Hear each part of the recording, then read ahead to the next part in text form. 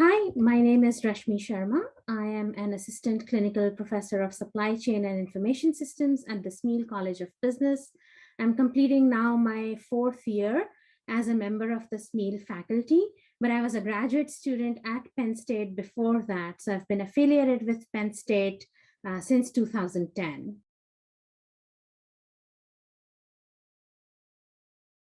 My first start in supply chain was actually in my past life as a software developer.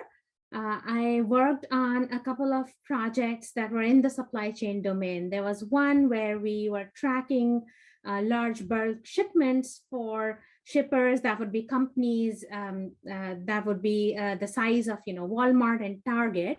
And so you were tracking shipments for them, filing for refunds, making sure we were tracking whether stuff was getting there on time or not, making recommendations as to the shipping modes. And then I worked on a very interesting project that was in the manufacturing space. And this is where I learned the most about supply chain management and got really interested in it. And this was software that was installed for factories. We would put sensors on the factory floor and then track the movement of, say, packaging parts on the shop floor. And then we could track things like how long machines were down, what were the defects. So you could do root cause analysis or do predictive maintenance on machines. This was through real-time data collection.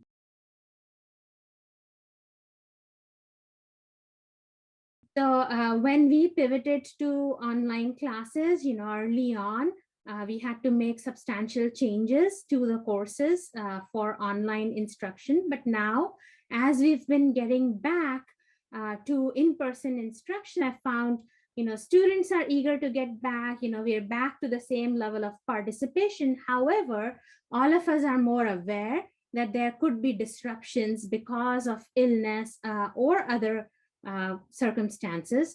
So the one change that I made during COVID times, but I've continued to retain for my classes, actually two. One, I record my classes now. So if students miss because they were sick, they can easily catch up on the material.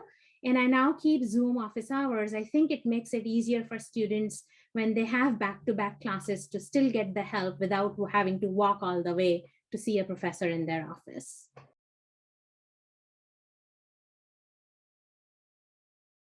The focus of my research is what's known as behavioral operations. And so what I look at is how people will respond differently in different circumstances or in response to different incentive plans, and how that should affect the scheme of what we do, what decisions we make, what plans we put in place, and so on. So I'll give you a couple concrete examples of this. One of the research projects that I worked on looked at incentive schemes. So supply chain students are very familiar with inventory management and having to choose how much inventory to carry.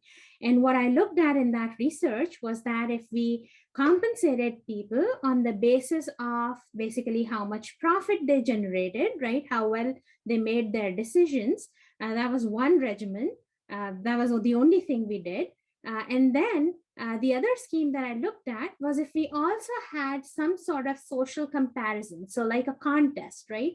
In addition to being compensated for how well you are doing in your individual decision making, what if we also had a contest where if you made better decisions relative to others, you had the chance of winning a bonus at the end?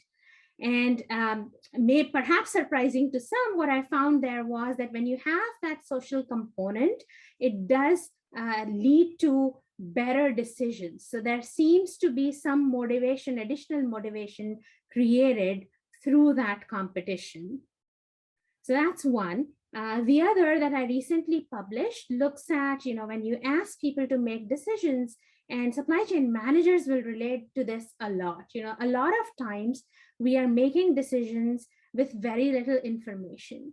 So in a lot of supply chains, there are experts who are called in. Experts might be people who work for the company or have worked for the company for a long time, so they understand the overall environment. We might ask those experts to make judgments as to what will happen. For example, they might be asked to forecast the sales for a new product. right? So what we looked at was there's some research already that shows that we can take these judgments and we can calibrate them. So we can figure out what's the error in an expert's judgments, and then we can compensate for them or correct for them before making decisions. What we asked was, should we tell the expert what the error in their decision is? What would that do? So does that actually improve their decision making in the future, or does that somehow affect them where the decisions are sort of biased in a way that now we can't even calibrate them further? Right? So that's sort of the behavioral aspect of decision making that my research looks at.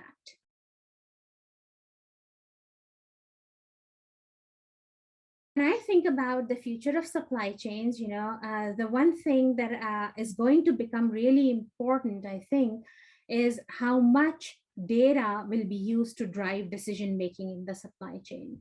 So back in the day, decisions were made using intuition or judgment, and then also we used statistical distributions and so on, right? So our understanding of what was going on based on some theoretical assumptions.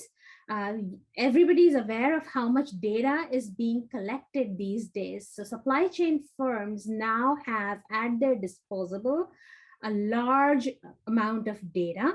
And what I see happening with that is that firms are going to be more conscious in leveraging the data to make decisions and to quickly adapt their decisions, because that data can give some unique signals, advanced signals to changes that are coming to the marketplace, to the customer behavior, to the supply base, and so on.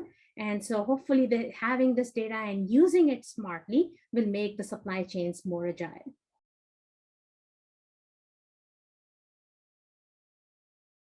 So the one piece of advice that I would give to the students, which has served me well as a student and even as a professor, is to keep working hard at whatever you are doing. You may not always know everything, not everything might be easy for you, but if you keep at it sincerely, diligently, you will get better at it. And that's something that's going to help students not only in their college careers, but in their professional careers beyond college. That's something that I think has served me well. And so that would be the advice I'd give my students or any other students who might hear this.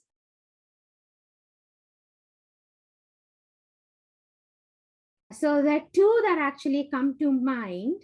I used to work for a software company in California back in the day, and my husband went to graduate school in Texas.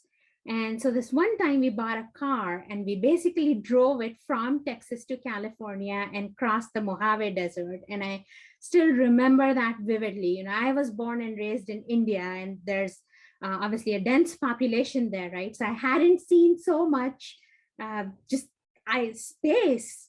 That was amazing for me to see. And I also had a similar experience going to the Grand Canyon, both very memorable places for me.